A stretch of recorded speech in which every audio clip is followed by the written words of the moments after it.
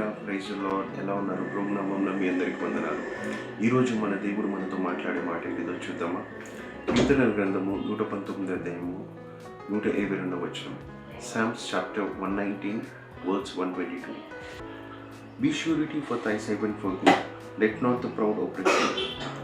మేలు కొరకు నీ సేవకునికి పూటపడుము, గర్విష్ఠుడు నన్ను బాధింపక ఇందురుగాక. హల్లెలూయా. చూశారు కదండి, దావీదు భక్తుడు ఇక్కడ చూస్తే స్పష్టముగా తను ప్రార్థన చేస్తున్నాడంట. ఏంటిదనంటే, ప్రభువా, అవునా, గర్విష్ఠుల నుంచి నన్ను దూరం పెట్టండి.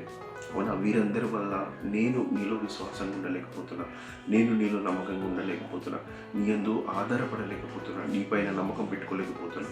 కొన్ని సమస్యలను నాకు జీవించడానికి అవును ఎంత విశ్వాసం పెట్టుకోవాలన్నా విశ్వాసముతో నేను నడవలేకపోతున్నా. నాకు నీ యొక్క నమ్మకాన్ని, ధైర్యాన్ని దయచేయండి, నీ విశ్వాసాన్ని దయచేయండి. అవునా, ఇట్లాంటి వారి నుంచి నన్ను దూరం పెట్టండి. చూసారు ఇక్కడ దావీదు తన యొక్క సమస్యలు ఏవైనా కావచ్చండి, ప్రతి వాటిని దేవుడి పైన ఆధారపడేవాడంట, దేవుడిని చూసేవాడంట. అవునా, ఏది ఏమైనా సరే, నో మ్యాటర్ వాట్, ఎట్లా ఉండని ఆయనను చూసి ముందుకెళ్ళేవాడంట.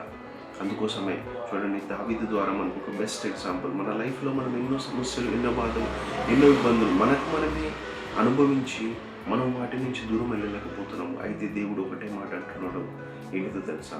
నీకున్న సమస్త బాధని, సమస్త భారాన్ని నాపైన వేయి, నేను నీ పట్ల కార్యం చేస్తా, నీ పట్ల మేలులతో నింపుతా, నిన్ను బలముగా నడిపిస్తా. నువ్వు చేయాల్సింది ఒకటే, నన్ను నమ్ముకో, విశ్వాసము పెట్టుకో, నిన్ను, నీ కుటుంబాన్ని బలముగా నడిపిస్తాను. విశ్వాసం పెట్టుకొని ముందుకు నడువు, నా పైన ఆధారపడు, నేను నీ పట్ల మేలులతో నింపుతాను. అవునా, చిన్న ప్రే చేసుకున్నామా?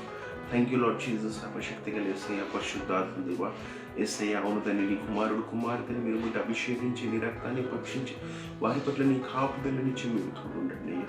యేసయ్య, అవును తండ్రి, వారి పట్ల వ్యతిరేకంగా పనిచేస్తున్న ప్రతి దుష్ట శక్తుని, చీకటి శక్తులు, అంధకార శక్తులను అన్నింటినీ దూరం చేసి, నీ మేలులతో నింపి, నీ యొక్క ఘనమైన కార్యాలు చేసి మీరు ఘనంగా మీరు ముందు కనిపించుకోండి.